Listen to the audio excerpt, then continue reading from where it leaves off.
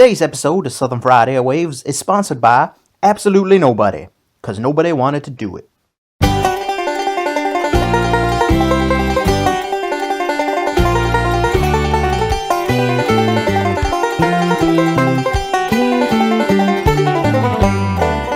Get that chicken off your crotch and peel your ear holes open, folks, because it's time for another greasy fat episode of the one, the only Southern Fried Airwaves, the only podcast seasoned with 11 different herbs and spices. Now that's succulent. My name is Cletus, and I is more inbred than a KFC chicken. But man, that's okay. I can still somewhat function, and therefore I am your host. We got a poultry-packed show for you today, folks. So without any further ado, let's kick things off with the Redneck News.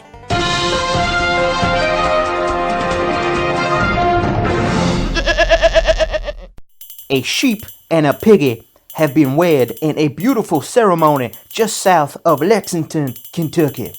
This marks the first time interspecies marriage has occurred between a fluffy sex wallet and a hog, since, of course, the wedding of Prince McCoy and Princess MacDonald back in 1804. Street celebrations were had all along the only street in Lexington, and all villagers were given the day off work to throw confetti and chicken wings at the newlyweds. Southern Fried Airwaves, the only podcast made of 11 different pieces of crap, has been denounced by the unorthodox Church of the Deep South on account of it being of the devil and confusing to the younglings. Cletus, I think that's me, man, had the following to say. Yep. Swamp mud is now being given out free of charge in schools to help the younglings develop better immune systems. Now, since we ain't got no such thing as schools in redneck territory, it don't affect us as much, so never mind.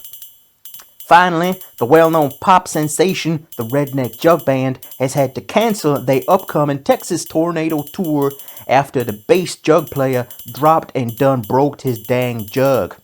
And that, my friends, is the news. Over to Cuda Clampett with the weather. Furnace in the morning, down, heap on in the sky. This furnace burning down was that soda stove thing. Get there, doing it, they're hot. Get started by the morning, they're goddamn hot. Early for the day, what them hot paint, their melted chicken breaks, their chicken beaks. 14 on the blessed testicles. They go through and told the tent fan on that fucking watch out, man. They're settle for that you they come with their weather. Well, you better barbecue them bunny biscuits and grill them goose gizzards. It's gonna be a hot one, folks. Thank you, Cuda. Okay, now we go over to the most abusive man in the history of the world, as the Mad Hatter gives you this week's critical review.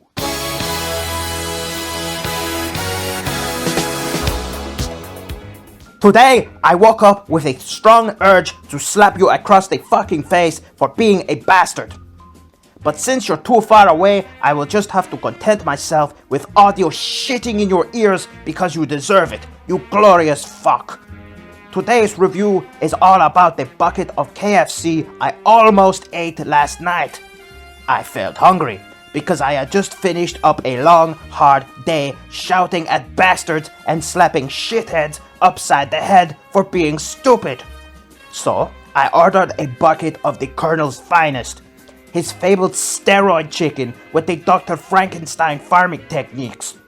My bucket arrived, and I was immediately sick out of my ass because the delivery boy was the same yokel fuck who hosts this show.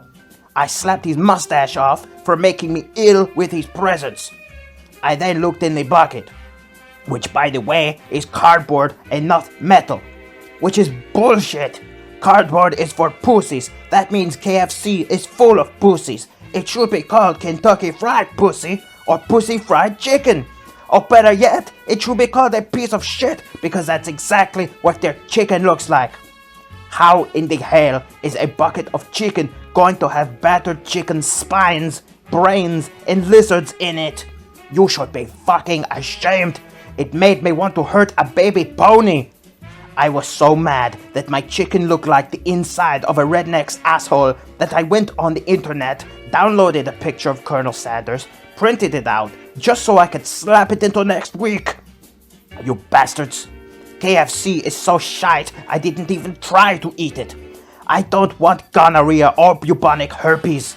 It probably tastes like Bigfoot's unwashed clitoris. It probably is Bigfoot's clitoris. KFC can go to hell. I give it a full 10 out of 10 slaps across its southern fried face. You fuck. Now that I am done with you, you can go back and listen to that Cletus guy before I slap you across the tits, you bastard. Angry as always, man. The Mad Hatter, ladies and gentlebubbers. The Mad Hatter. And may I just say that Southern Fried Airwaves and its affiliates is in no way condoneful. Condoneful? That is a word, right, man? We is in no way condoneful of Mr. Hatter's expressions of violence and malice towards KFC and its succulent and heavenly morsels of wonderment and divine delight. Man, I love KFC. Alright, folks, we on a roll, and on we must roll. So we's gonna rock and roll, man. This is time for another edition of the Hillbilly Sit-Down Session. Today's guests, joining me in the barn, is the Goat Fingerers with their brand new single, Song in the Key of Goat. Man, I hope it's a Barnstormer. Mama had the chicken, Mama had the cow. Dad was proud, he didn't care how. Cow. Chicken. Cow and chicken.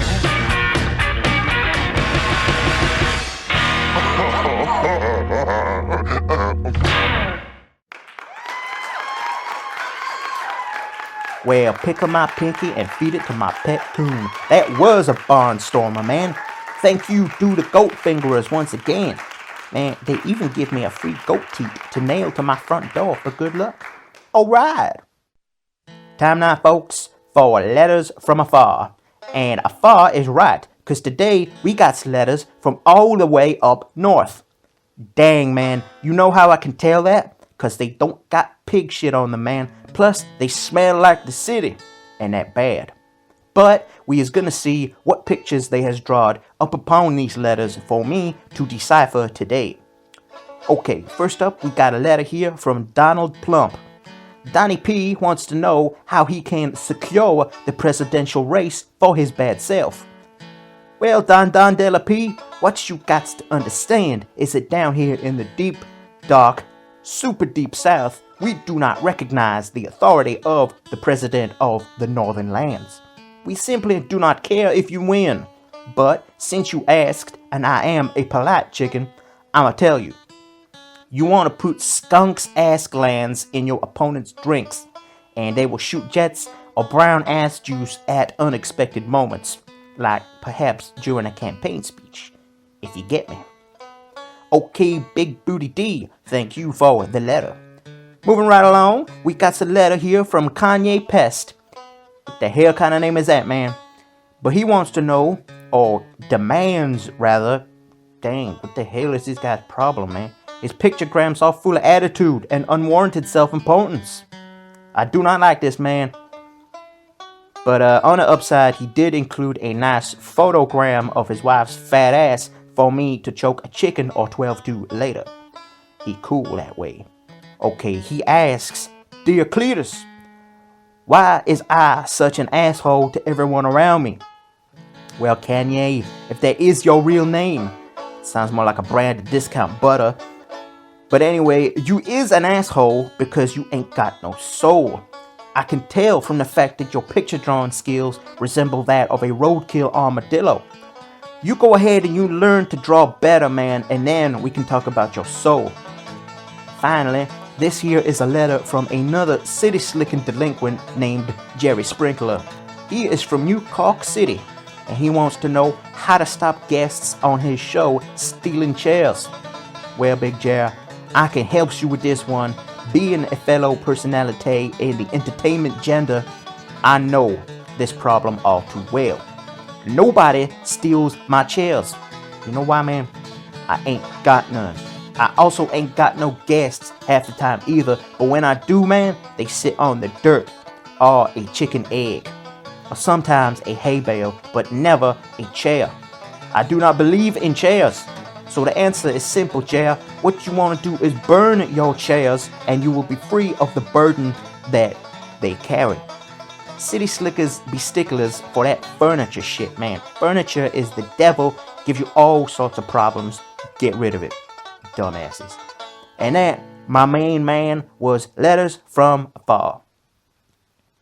Alright, kinsfolk, strap that learning cap on. You know, the one that holds the 2 cans of special brew? Cause it's time for the Redneck Guide, man. That's right. The only way to do something is to do it the redneck way, cause redneck life is right. Today's Southern Fried topic: how to grow a mullet.